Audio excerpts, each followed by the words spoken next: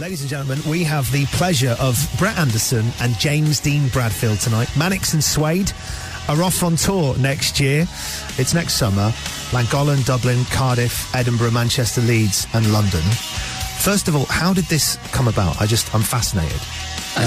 It's been brewing for like nearly 30 years, isn't it, James? We first toured together in 1994 in Europe. And got to know each other, obviously, on that tour.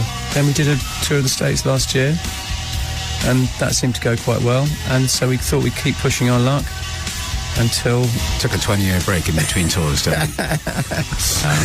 And we haven't got sick of each other yet, so that's... Not yet. That's quite nice. Not yet. Yeah. We know to give each other space, don't we? Yeah. Like in between all these... In between any interviews... Today or wherever, or tomorrow, we'll go separate ways and then reconvene on the microphone. But all joking aside, this kind of we had some kind of kinship at the start musically, some kind of outsider ethic at the start, and then when we toured with each other, I don't think we ever really stepped on each other's toes, which is quite remarkable. It was a long tour, wasn't it? Yeah, it was. At this point in life, it's kind of. It's just nice to have a good new experience because we toured America and that was cool. It was good watching somebody else at the side of the stage every night. That pushed us on. I'd like to think it pushed them on sometimes too. Yeah, it did. And it was good to share.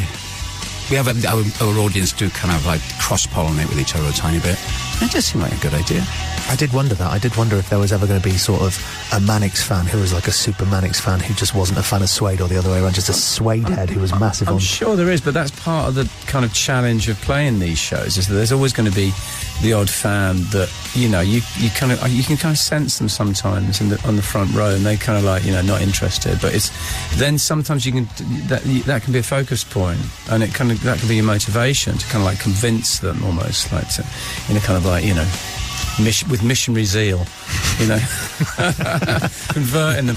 No, but do you know what I mean? You sometimes need those kind of little motivations in a funny sort of way. That can add a little bit of excitement to the show. I was wondering if you had a favourite venue that you're going to be playing next summer. Well, the one in Llangollen, North Wales, that's a really wide stage. You're going to get a workout that night. Yeah. We've played there, yes. Get my steps in, yeah? You get your steps in. But kind of, we've played Cardiff Castle before, and if you get a beautiful evening there, it really is, it's amazing kind of thing. But we've never played Alexander Palace Park. Have you played there? No, we've done Ali Pali many times, but never not even seen a gig there, outside. So I actually haven't played any of these venues, which is great. So I never thought I'd find myself offering advice, and I don't like to offer advice to people, especially not two of my favourite rock stars, but I have had the pleasure of playing Edinburgh Castle before. Have you? I was in a pipe band as a kid, and twice I've played the Esplanade. Oh, wow. Do you mean like bagpipes? As in bagpipes? Yeah. Is it a good memory? No, I loved it. I loved being in a pipe band, but I'm just saying, up there it's quite windy. It gets a little bit windy up there. Oh, I can have where I come from is hardly Barbados. Tickets are on sale now, radiox.co.uk and Global Player.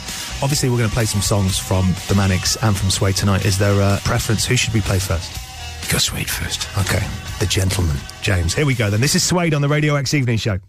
Radio X Evening Show. This is Dan O'Connell. We are joined by the one and only Brett Anderson from Suede tonight and James Dean Bradfield from the Manic Street Preachers. Both bands are back together and out on the road as one next year. Tickets are on sale now. Let's talk contemporaries and peers who've been back together this year. Pulp have been on stage doing these incredible gigs. Blur did 2 huge shows at Wembley. Have you seen any of these bands? Have you seen any of these big shows yourself? No, I haven't, no. not through choice, but kind of, yeah. Very good. I mean, do you think there's anyone who has a responsibility at some point to come back and play a gig and play a show? And is there a band that you kind of miss or admire or love? Sex Pistols? Yeah. I'd see. But I'd like to have seen them in 1976, really. Okay. So I think I do. For me, I'd love to have seen the Smiths back together. Definitely. Yeah. That would have been a big one for me. Definitely.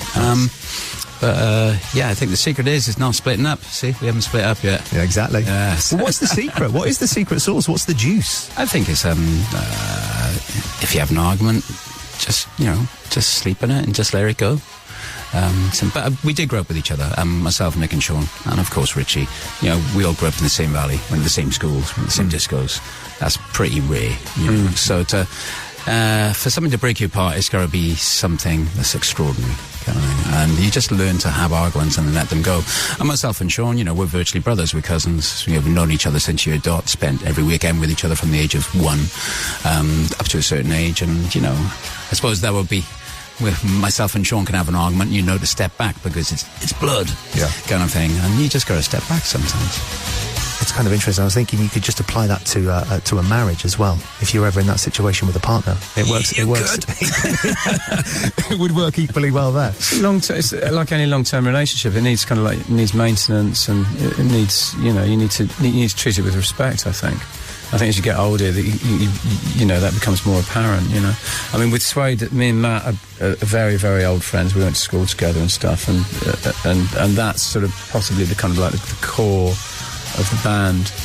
But I think just being in a band together for such a long time, and just like, it's all these shared experiences that kind of like just sort of bond you together, and you feel a sense of responsibility. And there's a kind of there's parallels with family there. You know, you know that that it's more than just you. It's you have the sort of welfare of other people on you, you know, to look after as well. Okay, let's play a tune, and we'll come back for more from James Dean Bradfield and Brett Anderson.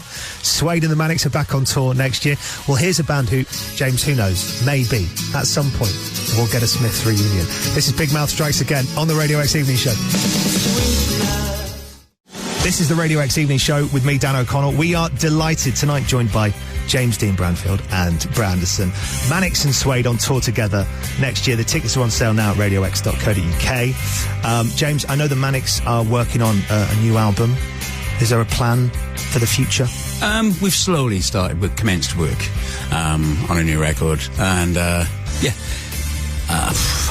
put a time scale on it as to it's finished when it's finished, basically, because it gets a little bit harder. You don't want to repeat yourself as you get older, and sometimes you listen to something back and you go, well, perhaps I've fallen into my comfort zone there. So it's a bit, the way you evaluate and judge yourself as you get older just becomes a bit more guarded, I think. So we've started, and we'll see what we got in about 6 months' time, I think. Okay, nice. Writing new music is possibly the most important thing out of everything that I do in my career.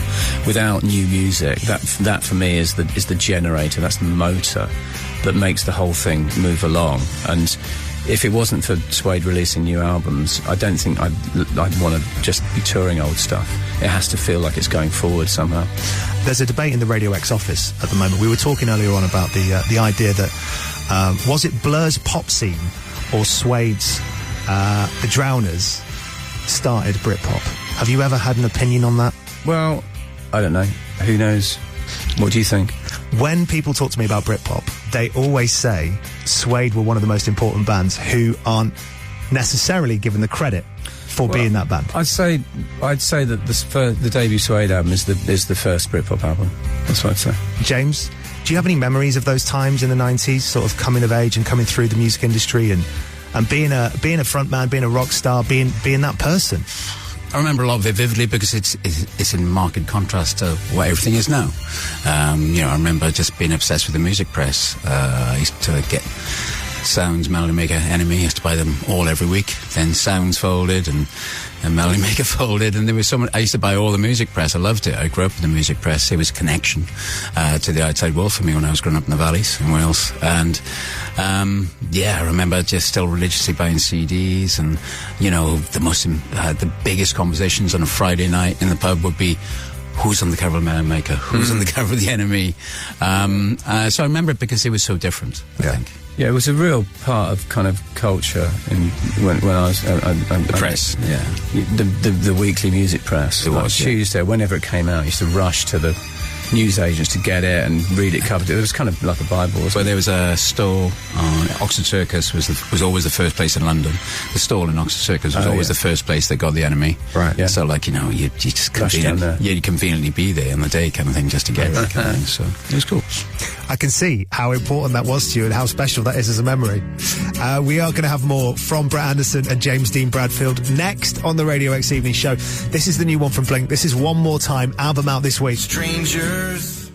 One more time, let's speak to James Dean Bradfield from the Manic Street Preachers and Brett Anderson from Suede. Just before you go, I just wanted to know, how does the backstage area get divided? Who gets to choose the big dressing room? How are those choices made between you two? We normally have a fight before the before the show, or not, maybe an arm wrestle if we're feeling, Thumb wrestle. Extra spicy. Yeah, thumb war. 1, 2, 3, 4. I declare thumb war. Yeah. No, it's just, I don't know, just whatever. Yeah, we just... We don't. I think one of the nice things is that there's not a huge amount of ego flying around. Really, it's kind of quite nice. Is that an age thing? Do you think? Did you sort of hit middle age? Life's too short. You know? Yeah. It is. Yeah. It's sort of, like the whole kind of like who plays first, who plays second is.